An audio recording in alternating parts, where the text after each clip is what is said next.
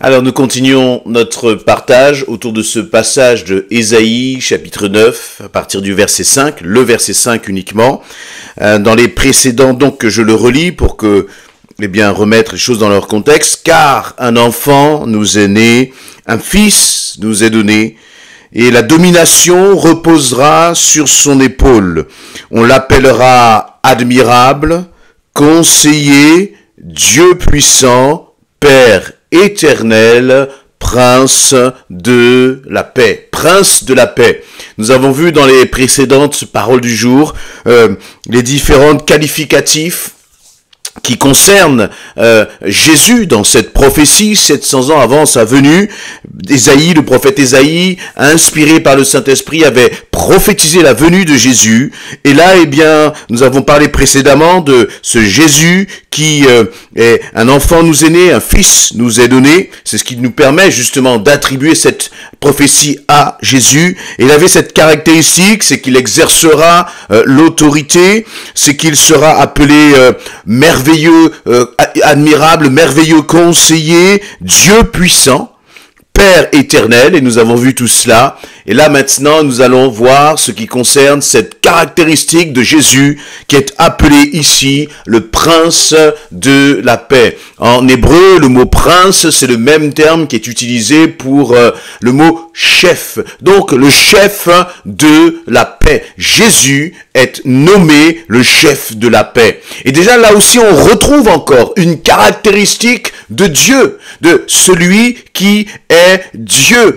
Parce que dans différents passages de la parole, nous allons voir que Dieu est appelé le Dieu de paix. Par exemple, dans Romains chapitre 15, verset 33, Dieu va être appelé que le Dieu de paix, dira Paul, soit avec vous tous. Donc on voit bien que nous retrouvons cette caractéristique divine. Dieu est celui qui donne la paix et Jésus est le chef de paix. Cela montre encore une fois que Jésus est Dieu.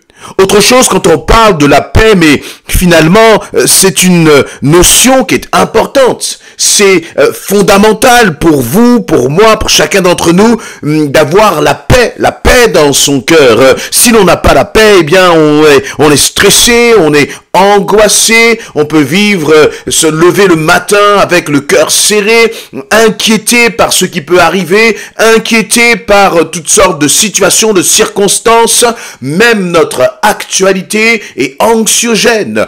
Dans tout ce que l'on entend autour de nous, il n'y a rien qui nous rassure. Et plus, nous allons vers ces temps de la fin qui annoncent le retour de Jésus-Christ, et moins la paix dans ce monde sera présente. Et là, nous réalisons donc avec plus d'importance combien il est fondamental que Jésus soit la source de ta paix. La source de ta paix. La première chose, c'est de quelle paix parlons-nous? Nous pourrions avoir, parfois on peut penser à la paix comme étant la paix dans son couple, la paix dans sa maison, la paix dans ta vie, dans ton travail, dans ta situation professionnelle, la paix parce que tout va bien dans tes études, donc la paix dans les circonstances que tu traverses chaque jour, et c'est une bonne chose, et c'est légitime de chercher la paix dans ces choses-là. Mais la réalité, c'est que c'est une paix qui est éphémère. Tant que la paix que nous recherchons est une paix terrestre, alors cette paix sera passagère, parce que toutes les circonstances dans lesquelles nous évoluons, le contexte dans lequel nous évoluons, justement il évolue, il change. Un jour tout va bien, et puis dans la seconde qui suit, vous ne savez pas ce qui se passe, il y a un problème, une difficulté, un conflit, un malentendu, et cela vient comme bousculer votre paix, si votre paix n'est que terrestre finalement. Et donc le plus important, ce que nous devons chercher avant toute chose, ce qui va nous apporter la paix par excellence, c'est d'être en paix avec Dieu. C'est d'être en paix avec Dieu. Parce que si tu es en paix avec Dieu, alors tu as la paix pour l'éternité. On ne peut pas avoir la paix si on n'est pas réconcilié avec Dieu. Et pourquoi est-ce qu'on n'est pas réconcilié avec Dieu? Eh bien, c'est simplement, premièrement, à cause de notre péché, à cause de nos fautes. Nos fautes, notre péché nous séparent de Dieu. Tes actes, ta façon de penser, ta conduite te séparent de Dieu. Le simple fait même que tu sois né, que je sois né, nous sommes nés pécheurs. Et nous sommes donc comme nés séparés de Dieu à cause de notre péché. Mais par Jésus-Christ, justement parce que il est venu, eh bien, il nous est dit qu'il est venu avec la paix. Il est venu comme étant le chef de la paix, comme étant la source de la paix. Dans Romains 5, il nous est dit que, étant donc justifiés par la foi, nous avons la paix avec Dieu par notre Seigneur Jésus-Christ. Vous savez, on peut donner sa vie à Christ, on peut passer par les eaux du baptême, et pourtant ne pas être en paix avec Dieu. Parce que on peut bien commencer, mais sur ce chemin, sur cette route-là, eh bien, parfois, à cause de nos actes, à cause de la désobéissance, eh bien, tu as perdu cette paix, la paix que tu avais avec Dieu. Où en es-tu dans ton intimité, dans ta relation, dans ta communion avec ton Dieu? Est-ce que tu t'éloignes du péché? Est-ce que tu marches dans la sanctification? Est-ce que tu marches dans l'obéissance à Christ? Vous savez, quand on est enfant de Dieu, quand on aime Dieu, le simple fait de rester sans lire sa Bible, je ne sais pas pour vous, mais moi, eh bien, ça bouscule ma paix. Il y a quelque chose en moi qui ne va pas. Ma paix, là, est perturbée si je n'ai pas passé du temps avec le Seigneur. Parce que je sais que il y a quelque chose que j'ai fait qui n'est pas bon. Il y a comme quelque chose qui va me manquer. Mon cœur va s'assécher, va devenir comme un terrain qui est sec. Pourquoi? Eh bien parce que j'aurais, comment dire, négligé ma relation, mon intimité avec le Seigneur. Négliger sa relation avec le Seigneur, eh bien c'est perdre sa paix finalement. Ma paix est en lui. Et donc la paix par excellence, c'est la réconciliation avec Dieu. Es-tu réconcilié avec Dieu réellement? Ce n'est pas la religion, ce n'est pas ton baptême, ce n'est pas, comment dire, la tradition qui va t'emmener à la paix avec Dieu. Mais c'est réellement de vivre main dans la main, de demeurer en lui, de demeurer dans sa présence, de demeurer attaché à Christ, de faire et de marcher selon sa volonté. Voilà ce qui va te donner la paix. Et donc ça c'est la paix, j'allais dire, par excellence. La paix qui fait que lorsque tu te lèves le matin, tu sais que tu es sauvé. Et donc tu n'as plus peur de la mort. Rien ne peut t'effrayer parce que tu sais que ton nom est inscrit dans le livre de vie. Et c'est moi ce qui me donne la paix. Et ensuite, il y a aussi cette paix au quotidien, finalement. Cette paix qui peut venir être bousculée par les circonstances. Cette paix qui peut être bousculée par les épreuves que tu peux vivre.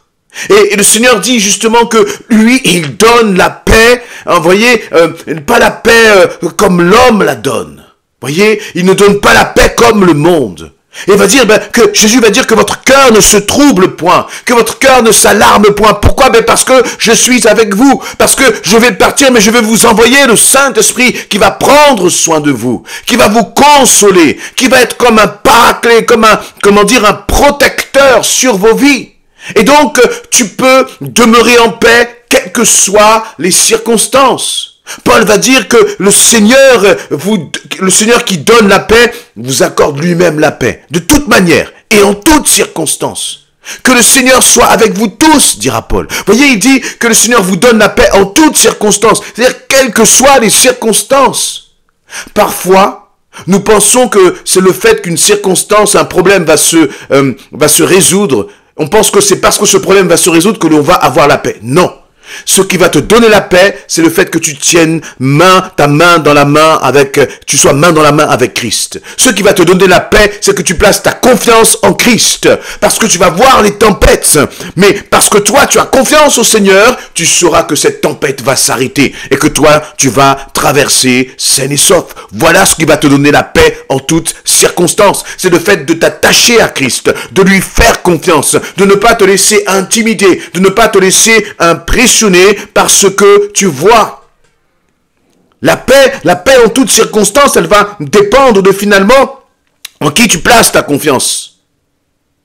Venez à moi, vous qui êtes fatigués et chargés, va dire Jésus dans Matthieu 11, et je vous donnerai du repos.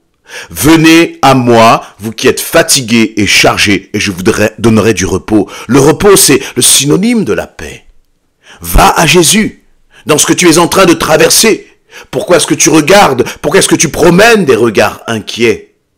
Pourquoi est-ce que tu passes ton temps à réfléchir, à essayer de trouver toutes sortes de solutions alors que Jésus te dit, mais viens à moi. Viens à moi.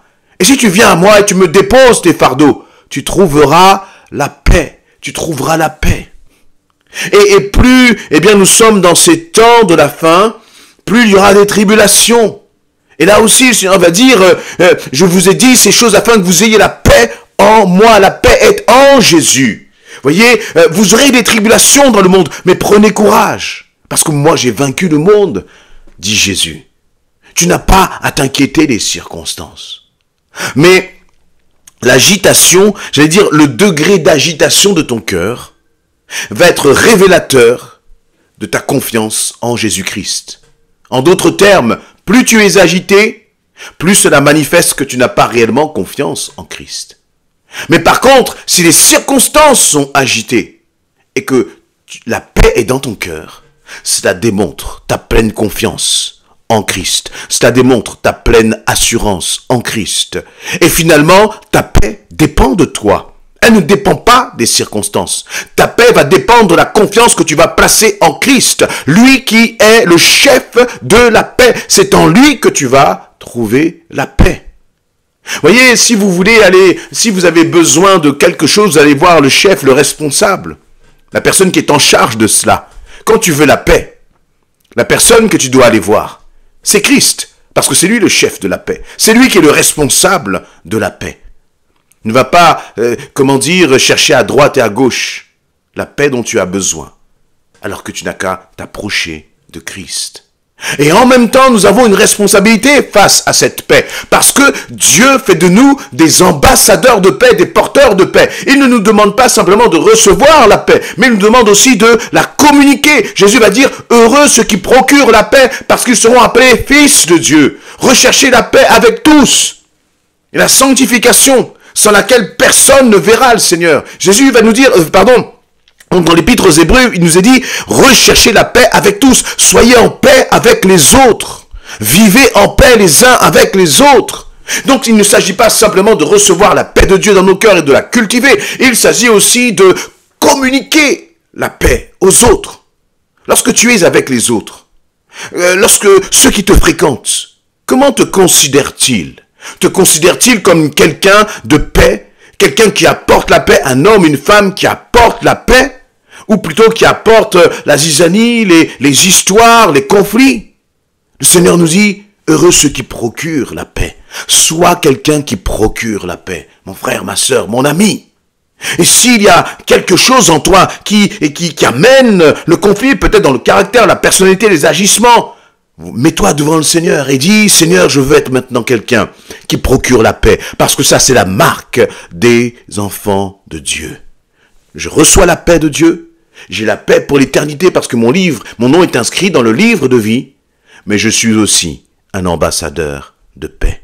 Je terminerai par une parole surprenante de Jésus sur ce sujet de la paix. Et Jésus va dire dans Matthieu 10, 34, « Je ne croyais pas que je sois venu pour apporter la paix sur la terre, mais je suis venu apporter non la paix, mais l'épée. » C'est surprenant. Jésus dit, je ne suis pas venu apporter la paix, mais l'épée.